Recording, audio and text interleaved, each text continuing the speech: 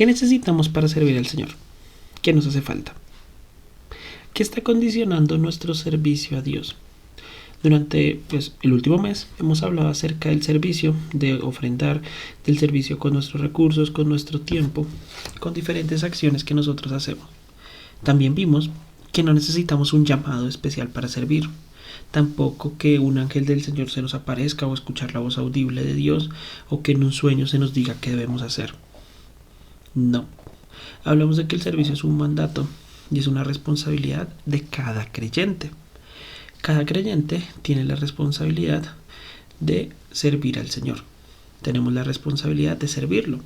Ya el cómo variará en cada caso, pero todo creyente debe estar sirviendo al Señor. De lo contrario, si no somos siervos, Él no es nuestro Señor. Y esto es importante tenerlo presente. Si lo llamamos Señor, debemos servirle. Si lo llamamos Señor y no le servimos, estamos mintiendo. ¿Qué requisitos hay bíblicamente para que nosotros le sirvamos al Señor? Para ver si es que por alguna limitación bíblica es que no lo hacemos. Si nos vamos a ir a revisar los pasajes como tal. Bueno, el primer requisito es el más importante de todos. Dice el requisito que siempre es bueno aclarar. Mateo capítulo 7, versículos 21 al 23. No todo el que me dice Señor, Señor, entrará en el reino de los cielos, sino el que hace la voluntad de mi Padre, que está en los cielos. Muchos me dirán en aquel día, Señor, Señor, ¿no profetizamos en tu nombre? ¿Y en tu nombre no echamos fuera demonios? ¿Y en tu nombre hicimos muchos milagros? Y entonces les declararé, nunca os conocí. Apartados de mí, hacedores de maldad. ¿Cuál es la maldad que están haciendo estas personas que le están diciendo esto a Jesús? A ellos acaban de decir que profetizaron, que echaron fuera demonios, hicieron milagros en el nombre de Jesús. Y aún así el Señor los llama hacedores de maldad. Hay que tener presente que el primer requisito que nosotros debemos cumplir para poder servir al Señor es conocerle. Solo aquellas personas que lo conocemos podemos servirle. De lo contrario, simplemente al llegar ante Él nos llamará hacedores de maldad, porque no haremos las cosas con la motivación correcta para Dios, sino que las haremos para nosotros mismos o para algún beneficio personal. Entonces el primer requisito es supremamente importante. Lo hablamos también cuando hablamos de las ofrendas. Si tú no conoces a Dios, no debes ni ofrendar ni servirlo, ya que todo eso será en vano. Si tú conoces al Señor, como dice acá, dice lo siguiente, el que hace la voluntad de mi Padre que está en los cielos. Cuando nosotros obramos en el servicio al Señor, hacemos la voluntad del Padre y demostramos también a través de los frutos que hemos creído en el Señor. La fe se muestra a través de las acciones que nosotros hacemos. Cualquiera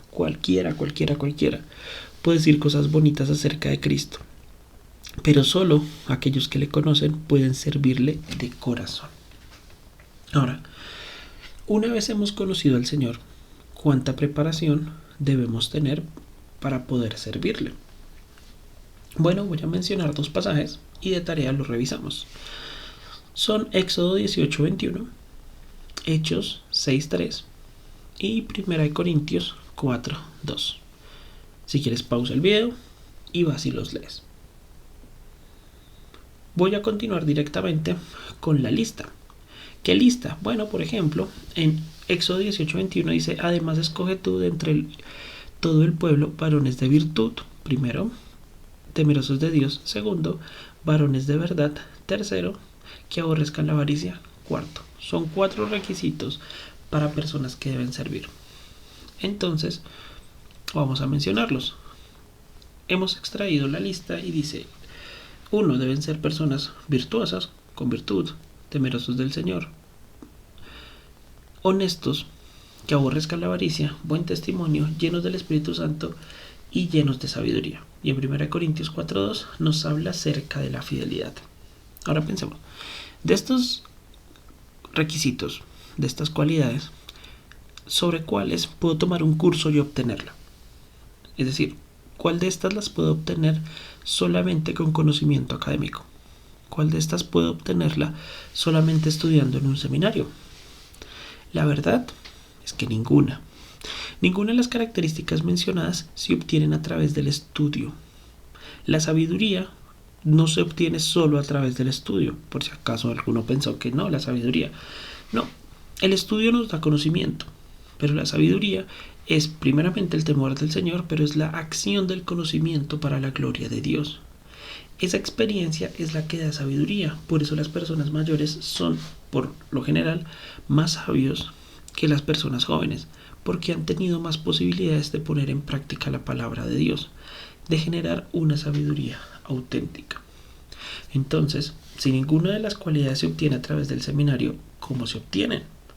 Bueno, se obtienen a través de la dependencia al Señor.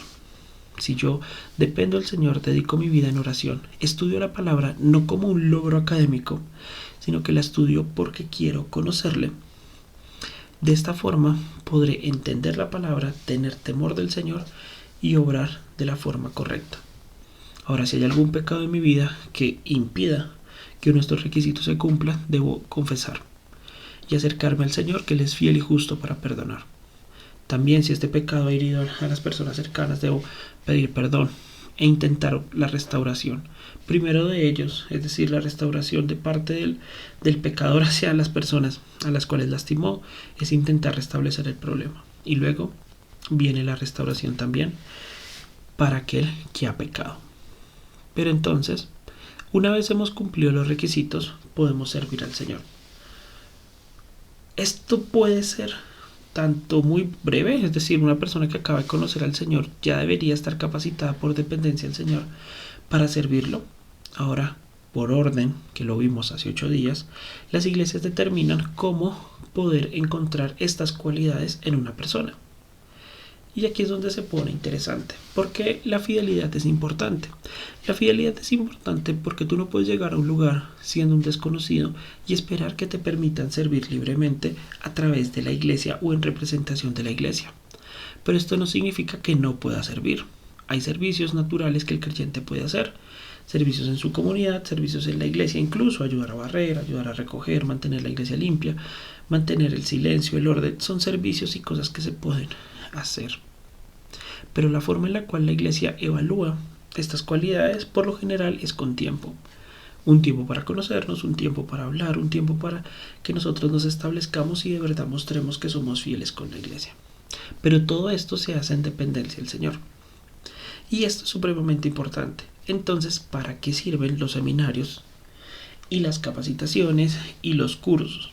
Bueno, estos son apoyos. Son apoyos para que el creyente que quiere profundizar en la palabra del Señor, todos deberíamos querer profundizar en la palabra del Señor, pero que si una persona necesita apoyo externo para hacerlo, es decir, por su propia cuenta no siente que lo puede hacer, pues puede ir a un seminario y aprender cosas muy prácticas acerca de la palabra de Dios. De verdad puede aprender muchísimo, el seminario enseña bastante, pero es una herramienta.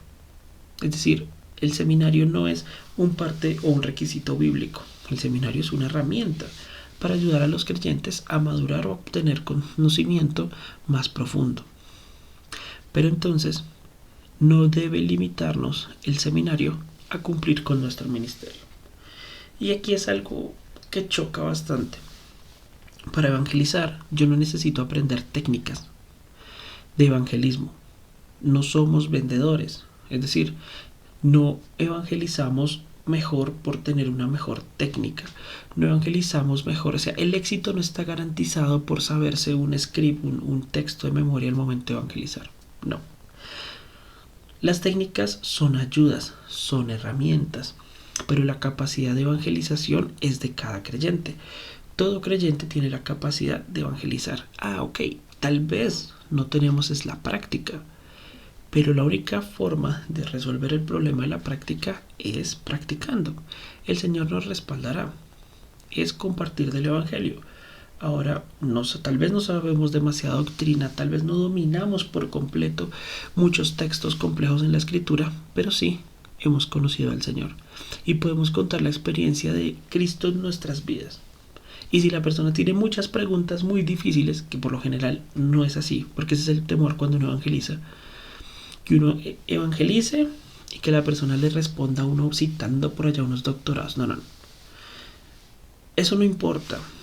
Primero, la posibilidad de que eso ocurra es muy baja. Y segundo, el poder del mensaje del Evangelio es del Señor. Nosotros cumplimos con compartirlo. Y la mejor forma de compartirlo es a través del testimonio. Y el testimonio es contar lo que Dios ha hecho en nuestras vidas y cómo nosotros hemos visto a Cristo obrar en nosotros. Cómo sentimos el perdón del Señor y cómo lo creemos por fe. Entonces eso es evangelizar. Claro, las técnicas ayudan, pero yo no puedo esperar a saberme todas las técnicas para poder evangelizar. Es un problema muy grave decir yo no evangelizo porque no conozco la técnica correcta para hacerlo en este ambiente. Eso es una excusa, porque la Gran Comisión existe mucho antes de que cualquier técnica o idea fuera desarrollada. De la misma forma, la preparación en el seminario. Claro, es supremamente útil y es una ayuda bastante buena para las iglesias a nivel de capacitación. Pero la responsabilidad de la edificación no es del seminario. La responsabilidad de la edificación es propia de cada creyente. Cada creyente debe procurar la madurez, el crecimiento, conocer más a Dios y de la iglesia. A veces como iglesia a nosotros nos ocurre que lo que hacemos es mandar gente al seminario y desentendernos por completo de la responsabilidad de capacitar. Bueno, necesito personas que evangelicen, es responsabilidad de la iglesia buscar la mejor forma de edificar a las personas que evangelicen. Necesito personas que prediquen, es responsabilidad de la iglesia. Claro, se puede apoyar en un seminario, en un curso, en un material, pero la responsabilidad no deja de ser de la iglesia. Si en una iglesia al pasar de los años nunca se ha levantado un nuevo predicador, pero hay hermanos con el don en la congregación, es un problema enorme en la iglesia al no establecer una forma en la cual edificar a estos hermanos que tengan el don de enseñanza para que puedan predicar el evangelio, para que puedan compartir la palabra del Señor y enseñarla a otros. El servicio es un acto de dependencia, no es un acto académico, no es un acto de preparación.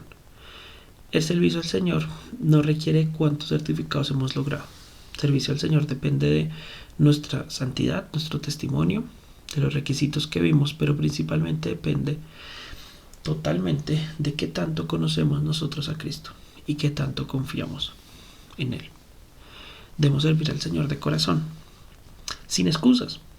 Claro, podemos capacitarnos y genial que todos nos capacitemos, pero nunca usemos la falta de capacitación, la falta de técnica o la falta de práctica para excusarnos al momento del servicio. Nadie lo ha hecho bien a la primera, nadie ha sido perfecto en todo lo que hace, todos estamos aprendiendo. Pero si no nos damos la posibilidad de aprender y ejercitarnos en la actividad que nos da miedo hacerlo, nunca vamos a crecer y no vamos a servir al Señor de forma plena porque nos estamos limitando por nuestros propios prejuicios. Entonces, muchas gracias, ya conocemos los requisitos, vamos a obrar con virtud, con temor al Señor, ser honestos, vamos a aborrecer toda la avaricia, debemos a tener un muy buen testimonio, buscar estar siempre controlados por el Espíritu Santo, llenos de sabiduría, ser muy fieles y vivir en santidad. Y de esta forma podremos servir al Señor en cualquier área que el Señor lo desee para nosotros. Y si el Señor nos ha llamado para ser maestro, para ser predicador, para ser conferencista, para ser una persona que comparte en auditorios y grandes masas, porque el Señor lo puede poner así, debemos capacitarnos, claro está. Pero no con ese objetivo, nos capacitamos es porque queremos conocer más a nuestro Salvador y queremos ser como el cuchillo más afilado, como la herramienta más pulida. No para sobresalir sobre las otras herramientas, sino para poder ser más eficientes en la labor que hacemos con el Señor. Ahora, si no hay seminario cerca, si no hay inscripciones, si no hay técnica, igual, hagámosle confiando en el Señor. Hagamos las cosas confiando en el Señor y Él hará.